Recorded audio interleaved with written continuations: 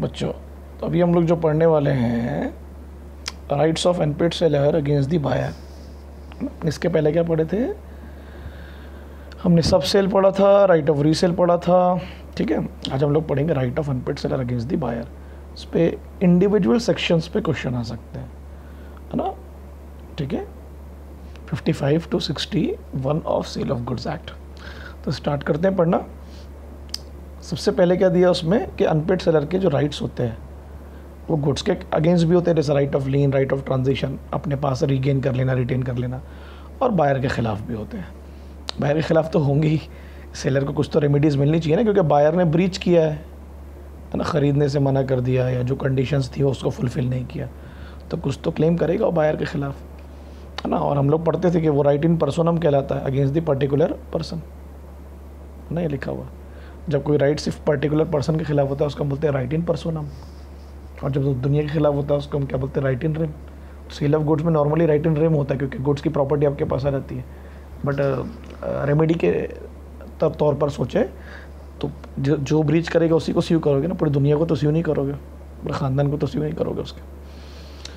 तो ये है राइट अगेंस्ट द बायर। सबसे पहला राइट क्या है आप खुद सोचो। अगर कोई सेलर के गुड्स ख़रीदने का ब्रीच होता है, वादा करके तोड़ दिया जाता है बायर के द्वारा, आप खुद सोचिए क्या होगा। सबसे पहला उसने क्या बोला? Suit for price. डेफिनेटली यार मैं पहले प्राइस क्लेम करूँगा जितने के मेरे गुड्स हैं, कि भाई मुझे वो दो। क्या लिखा देखो उसमें, सेक्शन 55, ध्यान से सुनना। मेरा under contract of sale of the property and ownership, अगर बेचने की बारी, मैं अगर किसी गुड्स की ओनरशिप को बायर को दे रहा हूँ, भाई तेरे हो गए गुड्स, तो पैसे मांगूंगा ना उससे, प्राइस। और बायर वो गुड्स को लेने से रॉन्गफुली मना कर रहा है कि मुझे नहीं चाहिए, या मैंने तो बोला ही नहीं था, है ना? ओके, और refuse to pay for the goods according to the terms of the contract. जिस तरीके से जो टर्म्स और कंडीशन डिसाइड हुई थी उसके हिसाब से वो पैसे देने से मना कर रहा है। सेलर में sue him for the price of the goods, 55 subsection 1, कि भाई मैं तो स्यू करूँगा, तेरे लिए मैंने गुड्स उठा के रखा, अब तू उसको ख़रीदने से मना कर रहा है, तो मैं किसको बेचूँ? तो मैं तो स्यू करूँगा प्राइस के लिए तेरे को।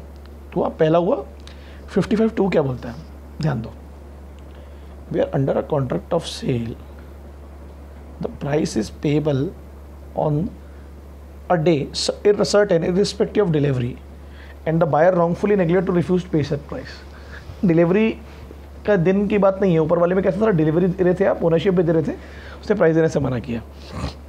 एक सर्टेन डे पे आपको प्राइस पे करना था, होता है ना हमारे बीच में, जब दो सेलर बायर के बीच में अच्छे खासे रिलेशन होते हैं, तो कि भाई तू पैसे पे कर देना, मैं तेरे को डिलीवरी दे दूँगा, है ना, गुड्स तेरे यहाँ भिजवा दूंगा, और राशन का सामान आता है या टीवी आ जाती है, फ्रिज आ, ठीक है, आप भाई साहब अगले हफ्ते भिजवा देना, एक महीने में भिजवा देना।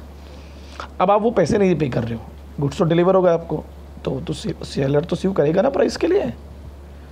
ऑल दो the property in the goods is not passed and goods have not been appropriated, है ना, टू द कॉन्ट्रैक्ट। मतलब भले ओनरशिप अभी भी सेलर के पास ही हो, है ना, क्योंकि गुड्स को उसने बेचा तो नहीं है, पोजीशन पे लेके गया है, क्योंकि उसने ख़रीदा ही नहीं था ना, तो गुड्स अभी भी किसके? सेलर के हैं, हाँ क्या? भले बायर अपने साथ लिया चुका उन गुड्स को, या and the goods have not been appropriated to the contract, मतलब जिस तरीके से कॉन्ट्रैक्ट में डिसाइड हुआ था, भले वैसे गुड्स हमने उसको नहीं दिए अब तक, अप्रोप्रिएट अलग करके नहीं दिए, है ना, बल्क में से, मगर उसको वादा तो कही है और उसने उस वादे को एक्सेप्ट किया कि हाँ आप मेरे लिए अलग रखो, मैं पैसे पे करूँगा।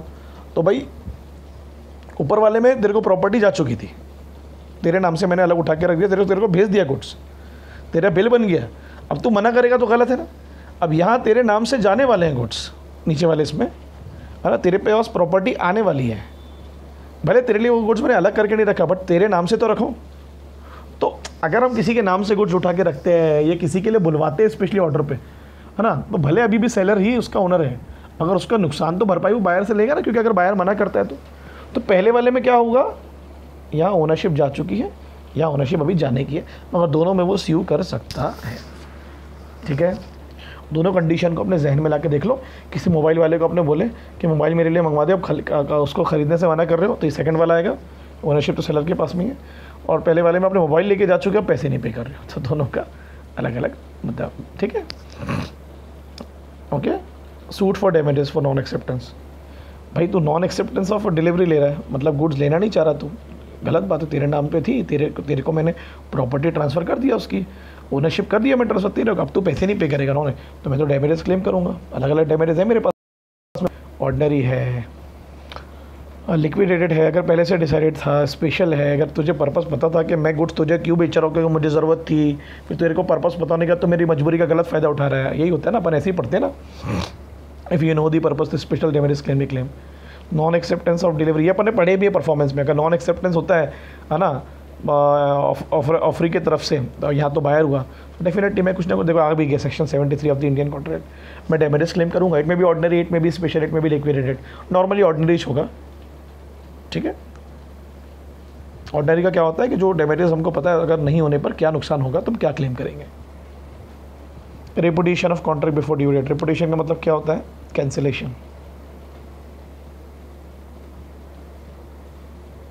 जिस डेट पर सेल होने वाला था या ओनरशिप जाने वाली थी, है ना, बोले बायर ने बोला मैं 10 तारीख को ख़रीदता हूँ भाई आपसे आके गाड़ी, अब 10 तारीख के पहले आप बोलते हैं मुझे नहीं ख़रीदनी, तो दो ऑप्शन होते हैं, कुछ याद होगा आप लोगों को। अगर एंटीसिपेटरी ब्रीच होता है तो या तो सेलर उसी दिन मान लेगा कि ब्रीच हो गया, या वो डेट तक वेट करेगा, याद आया क्या, और फिर देखो आ गया ना, फिर डैमेजेस क्लेम करेगा। देखो रूल आ गया ना एंटीसिपेटरी ब्रीच का, याद आया आपको। एंटीसिपेटरी ब्रीच में क्या होता है, या तो उसी दिन मान लेगा कि ब्रीच हो गया, कॉन्ट्रैक्ट कैंसिल हो गया, या फिर वेट करेगा कि शायद ये 10 तारीख को ख़रीद ले आके,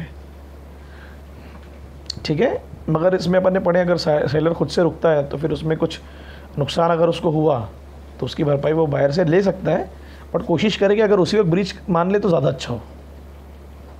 ये अपन ने पढ़े suit for interest section 60, where there is a specific agreement between seller and buyer कि गुड्स सिर्फ और सिर्फ आपके लिए लाए गए हैं, आपके ऑर्डर पे लाए गए हैं, आपके कहने पे लाए गए हैं, है ना, तो उस पर इंटरेस्ट भी वसूला जाएगा।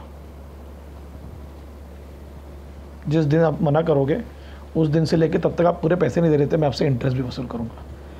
If however there is no specific agreement कि गुड्स आप ही के लिए थे या मैंने आप ही के लिए लाया था बेचने के लिए, उसमें बायर ने बोल दिया तो उसके लिए रख दिया। तो क्या बोला उसने, the seller may charge interest may on the price when it becomes due from such date as may be notified by the buyer. अब जिस दिन बायर मना करेगा उससे तो इंटरेस्ट चार्ज कर सकता है, मे चार्ज। देखिए स्पेसिफिक एग्रीमेंट में तो करना ही करना है ना, बट अगर एग्रीमेंट नहीं है तुम्हारे बीच में स्पेसिफिक, तुम्हारे लिए स्पेसिफिकली गुड्स नहीं लाए गए थे, बट तुम इंटरेस्ट चार्ज कर सकते हो अगर, है ना, बट आपको उसके लिए आपको नोटिफाई यानी कम्युनिकेट करना पड़ेगा बायर को कि मैं तुमसे इंटरेस्ट चार्ज करने वाला हूँ, कम्युनिकेट करके कि भाई दिन था, मतलब ड्यू डेट का कम्युनिकेशन करो कि आज पैसे पे करने थे आपने दिए नहीं, now I am charging the interest. दो चीज़ें 61 में भूलना मत। और in the absence of a contract to the contrary, अगर कोई कॉन्ट्रडिक्शन कॉन्ट्रैक्ट नहीं है एग्रीमेंट में उनके बीच में, तो कोर्ट में award interest to the, definitely यार सूट फाइल करोगे तो कोर्ट तो बोलेगा ही। अब नॉर्मली क्या होता है, कोर्ट डिसाइड करता है इंटरेस्ट कितना चार्ज करना है, क्योंकि बहुत ज़्यादा एग्जैजरेटेड ना ले ले कौन, एग्जॉर्बेंट कौन सेलर, वो भी गलत है, ठीक है। प्राइस के हिसाब से डिसाइड होता है, जो प्राइस उन्होंने टेंडर्ड या डिसाइड किया था उसके हिसाब से डिसाइड करता है कौन, कोर्ट के कितना इंटरेस्ट इसको दिलवाना चाहिए एज ए सेलर, ठीक है। और किसे वो पर डे के हिसाब से इंटरेस्ट भी जुड़ता है ना, तो जिस दिन उसने मना किया लिखा ना इसमें, तो उस दिन से जितने दिन भी डिले होगा उसका इंटरेस्ट जुड़ते जाएगा, ठीक है ना। Amount of the price from the date of the tender of the goods, ये तो जिस दिन से डिसाइड हुआ था, है ना, टेंडर्ड हुआ था कि पे करना है गुड्स को, या जिस दिन पर वो प्राइस पे करने वाला था, अब उस दिन से उसने जितने दिन भी डिले किया उस पर इंटरेस्ट जुड़ जाएगा। ये कोर्ट की जिम्मेदारी है, ठीक है, समझ में आया। 4 सेक्शन है भाई, चारों को सब दिमाग में एकदम अपने घुसेड़ लो, और सब में 2-2 चीज़ें दी हुई हैं, यानी स्पेशली इसमें, और आ सकता है एग्ज़ाम में, अपने को तो भूलने का नहीं है, इसमें भी आ सकती 2 चीज़ें सूट फॉर इंटरेस्ट में, ठीक है। इंटरेस्ट वाला बहुत स्पेसिफिक है, बहुत मुश्किल होता है, बट ठीक है, कभी कभी वो मांग लिया जाता है। ओके, छोटा सा सेक्शन था, आई होप आपको समझा होगा, पक्का समझा होगा, ठीक है। इंटरेस्ट कैसा होता है, पर डे के हिसाब से भी रिकवर किया जा सकता है, मगर अगर स्पेसिफिक एग्रीमेंट है, पहले से डिसाइडेड था तो इंटरेस्ट लेगा, और स्पेसिफिक एग्रीमेंट नहीं भी है तो जिस दिन वो मना करेगा तो बायर को कम्युनिकेट करके आप उससे इंटरेस्ट रिकवर कर सकते हो कोर्ट के ऑर्डर के साथ, ठीक है। चलो, छोटे छोटे सेक्शन है, इसको अच्छे से पढ़ना ज़रूरी है।